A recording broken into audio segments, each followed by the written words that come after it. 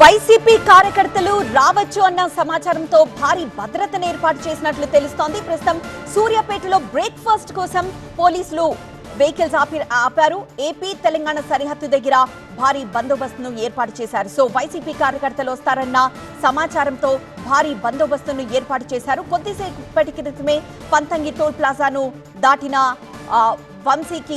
వంశీని తరలిస్తున్న వెహికల్ ప్రస్తుతం సూర్యాపేటలో బ్రేక్ఫాస్ట్ కోసం ఆపినట్లు తెలుస్తోంది. అయితే ఈ నేపథ్యంలోనే వంశీ అరెస్ట్ కై ముందుగానే స్పెషల్ టీం హైదరాబాద్ చేరుకుంది. ఈ రోజు ఉదయం 5 గంటలకు వంశీని పోలీసులు అదుపులోకి తీసుకున్నారు.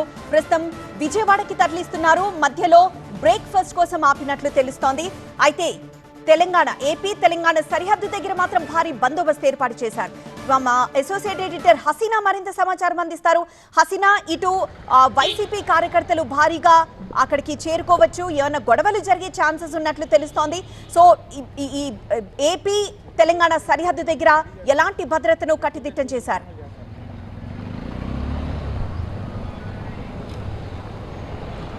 వంశీ అరెస్ట్ వార్త తర్వాత అలాగే వైఎస్ఆర్సీపీ నేతలు కూడా ఆల్రెడీ వాళ్ళు మాట్లాడడం జరిగింది. అయితే వంశీ అనుచరులు ఎవరైతే ఇక్కడ గన్నవరంలో ఉన్నారో వాళ్ళంతా కూడా వెళ్ళే అవకాశం కనిపిస్తున్న నేపథ్యంలో పోలీసులు ముందు జాగ్రత్త చర్యగా మొత్తం అంతా భారీ భద్రత ఏర్పాట్లు చేశారు. అయితే ప్రజెంట్ అయితే మనం చూసుకుంటే వంశీ కాన్వాయి తెలంగాణ బార్డర్స్ వరకు వచ్చింది. అక్కడ కూడా భారీ భద్రత ఏర్పాట్లు చేయడం జరిగింది. అక్కడ కాసేపు ఆగినట్టు మనకు సమాచారం. అయితే నందిగామలో అక్కడ వైద్య పరీక్షలు నిర్వహించడానికి పోలీసులు అక్కడంతా కూడా ఏర్పాట్లు చేస్తున్నట్టు ఇప్పుడే సమాచారం అందింది. ఎందుకంటే ఇక్కడ గవర్నమెంట్ హాస్పిటల్లో తీసుకుని వస్తే ఇది లోకల్ కాబట్టి ఇక్కడంతా కూడా పెద్ద ఎత్తున కార్యకర్తలు చేరుకునే అవకాశం కనిపిస్తున్న నేపథ్యంలో నందిగామలోనే అక్కడే వైద్య పరీక్షలు నిర్వహించాలని చెప్పి పోలీసులు భావించినట్టు మనకు సమాచారం. అక్కడ హాస్పిటల్ తీసుకెళ్లి వైద్య పరీక్షలు నిర్వహించిన అనంతరం అక్కడ నుంచి పడమట పోలీస్ స్టేషన్ తీసుకుని వస్తారా లేకపోతే డైరెక్ట్గా కోర్టులో తెచ్చి ప్రొడ్యూస్ చేస్తారా అనేది చూడాల్సి ఉంది.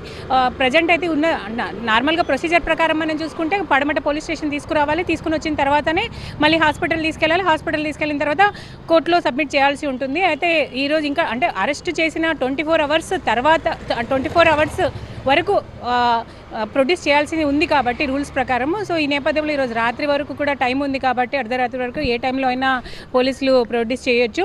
సో ఓవరాల్గా ఈ కేసు మనం చూసుకుంటే పూర్తి స్థాయిలో 2023-22 ఫిబ్రవరిలో జరిగిన గన్నవరం టీడీపీ కార్యాలయం దాడి కేసులో అక్కడ కంప్యూటర్ ఆపరేటర్గా పనిచేస్తున్న సత్యవర్ధన్ ఇచ్చిన ఫిర్యాదు మేరకు కేసు నమోదైంది. అయితే సత్యవర్ధన్ తాజాగా లాస్ట్ మండే కోర్టులో తన వాంగ్మూలాన్ని మార్చుకోవడమే కాకుండా తనకి ఈ కేసుకి ఎలాంటి సంబంధం లేదు, నాతో బలవంతంగా ఈ కేసు పెట్టించారని చెప్పి కోర్టులో ఆయన అఫిడవిట్ కూడా దాఖలు చేశారు. అయితే పోలీసులంతా కూడా తనే ఫిర్యాదు చేసి తనే ఎందుకు వాంగ్మూలం మార్చుకున్నారన్న నేపథ్యంలో పూర్తి స్థాయిలో ఇన్వెస్టిగేషన్ చేశారు. అటు వంశీకిను అటు సత్యవర్ధన్కి మధ్య జరిగిన ఫోన్ కాల్స్ కూడా డేటా కూడా తీసుకున్నట్టు మనకి సమాచారం.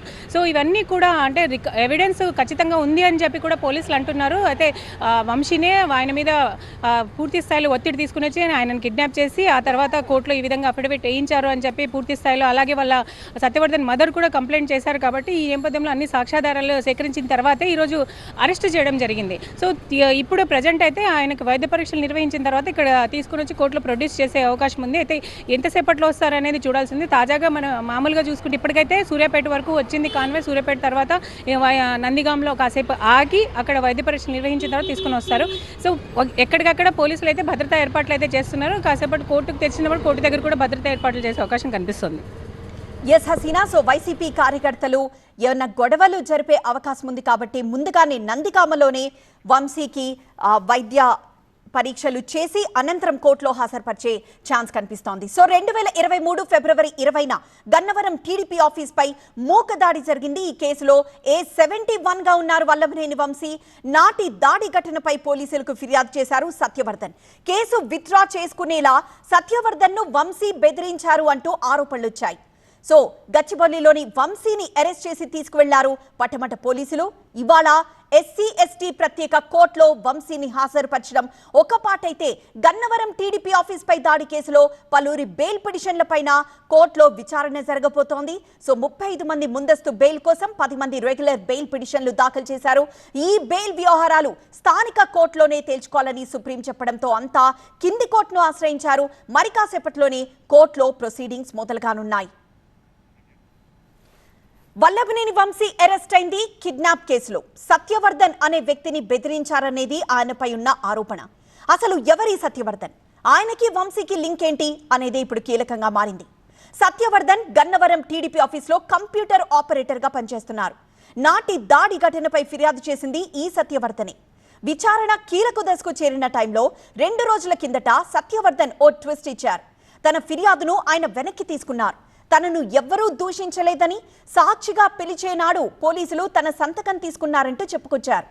పిటిషన్ విత్డ్రా చేసుకోవడంతో ఇప్పుడు ఈ కేసు కొత్త మలుపు తిరిగినట్టయింది. అయితే సత్యవర్ధన్ ని బెదిరించి ఇలా చేయించారంటూ ఆయన కుటుంబ సభ్యులను ఆరోపిస్తున్నారు. వాళ్ళు పటమట పోలీసుల్ని ఆశ్రయించడంతో విచారణ మొదలుపెట్టి చివరికి మార్చి ఎమ్మెల్యే వంశీని అదుపులోకి తీసుకున్నారు. అటు విశాఖలో సత్యవర్ధన్ ను అదుపులోకి తీసుకున్న పోలీసులు ఆయన్ని కూడా విజయవాడ తీసుకొచ్చారు. 2023 ఫిబ్రవరి 20న టీడీపీ ఆఫీస్పై దాడి జరిగింది. దానికి వైసీపీ టీడీపీ నేతల మధ్య సవాళ్లే కారణం.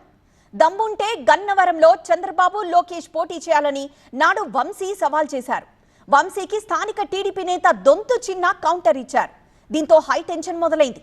అప్పుడు దొంతు చిన్న ఇంటి దగ్గర వంశీ అనుచరులు ఆందోళన చేశారు. తన ఇంటిపై దాడి చేసిన వారిపై చర్యలు తీసుకోవాలని చిన్న పోలీస్ స్టేషన్కు వెళ్లారు. చిన్నాకు మద్దతుగా టీడీపీ నేత పట్టాభి కూడా పిఎస్కు వెళ్లారు. అదే టైంలో టీడీపీ కార్యకర్తల తీరుతో వంశీ వర్గీయులు ఆగ్రహం వ్యక్తం చేస్తూ గన్నవరం టీడీపీ ఆఫీస్ పైకి తీసుకువెళ్లారు. అక్కడ దాడి చేసి ఫర్నిచర్ ధ్వంసం చేశారు. వాహనానికి నిప్పు పెట్టారు. ఈ కేసులో టీడీపీ ప్రభుత్వం అధికారంలోకి వచ్చాక విచారణ స్పీడ్ అందుకుంది. ఇప్పటికే 10ల సంఖ్యలో అరెస్టులు జరిగాయి. మొత్తం 88 మందిని నిందితులుగా చేర్చారు. వల్లభనేని వంశీ ముందస్తు బెయిల్పై ఉన్నారు. ఇక ఇప్పుడు అనూహ్యంగా తెరపైకి కిడ్నాప్ కేసు రావడంతో ఆయన్ను పటమట పోలీసులు అరెస్ట్ చేశారు.